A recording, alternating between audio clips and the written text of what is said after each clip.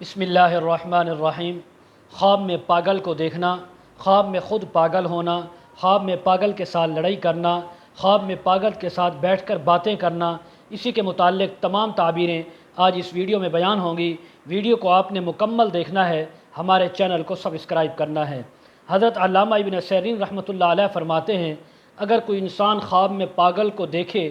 کہ کوئی اس کے سامنے پاگل انسان ہے، تو خواب دیکھنے والا چاہے عورت ہے یا مرد، اس بات کی تعبیر ہے کہ یہ انسان مال حرام حاصل کرے گا اور اس سے فائدہ اٹھائے گا۔ اگر خواب کے اندر دیکھے کہ انسان خود پاگل ہوا ہے اور وہ دیوانوں کی طرح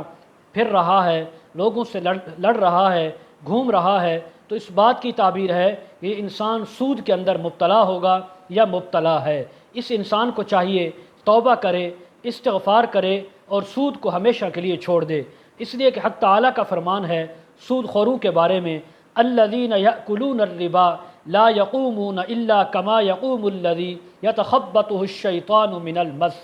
کہ جو لوگ سود خور ہیں وہ روز قیامت اس طرح قائم ہیں جیسا کہ وہ لوگ کہ جن کو شیطان نے چھیڑ چھاڑ کیا ہو، شیطان نے ان کے اوپر غلبہ حاصل کیا ہو، جیسے وہ مخبوط العقل ہو جاتے ہیں، اسی طرح خواب یہ سود خور بھی ان کی بھی یہی حالت ہوگی۔ اگر کوئی خواب کے اندر دیکھے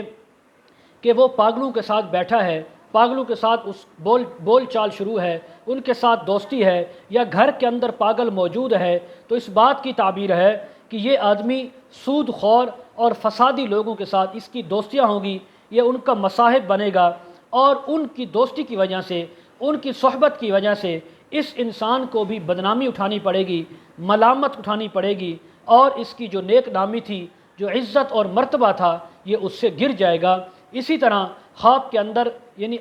پاگل کو اپنے گھر میں دیکھنا، یہ اس بات کی تعبیر ہے کہ اس کے گھر کے اندر بھی مال حرام آ رہا ہے، جس